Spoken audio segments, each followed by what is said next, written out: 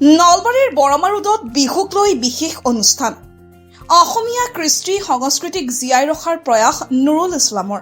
আজি পাঁচ বহাগ, সাত বিহুৰ আজি ষষ্ঠ দিন। অসমীয়াই আজি পালন কৰিছে জীয়ৰী বা চেনেহী বিহু। জীয়ৰীৰ প্ৰতি থকা মাক দেউতাকৰ চেনেহৰ প্ৰতীক এই বিহু। আজিৰ দিনটোত উজনি নামনি সৰ্বত্ৰে ঢোল পেপাৰ মাতেৰে ৰজন জনাই গৈছে চদিশ। পৰম্পৰা ৰক্ষা কৰি প্ৰান্তে প্ৰান্তে মুকলি বিহু পাতিছে অসমীয়াই। চহৰ নগৰ গাঁৱে ভূঞে সকলোতে বিহুৰ অনুষ্ঠানে ৰঙীন কৰি তুলিছে সকলো। তাৰ মাজতে নলবাৰীত দেখা গ'ল এক বিশেষ দৃশ্য। চালে চাই থাকিবৰ মন যাব। এজন ব্যতিক্ৰমী যুৱক নুৰুল ইছলাম। সুদীৰ্ঘ বছৰে তেওঁ কৰি আহিছে এক ব্যতিক্ৰমী কাম।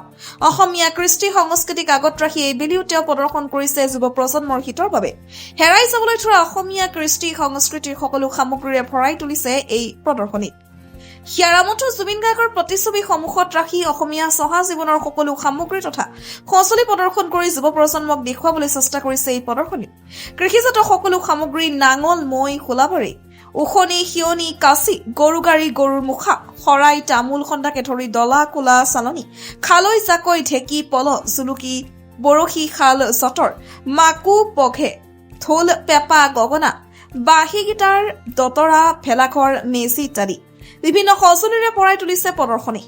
সামগ্ৰী আছে, তাৰপিছত মাছ মৰা সঁজুলি আছে, তাৰপিছত এই ঢেঁকী, চালনী এইবিলাক আছে। আৰু এইবিলাক বস্তু আজিকালি হেৰাই গ'ল।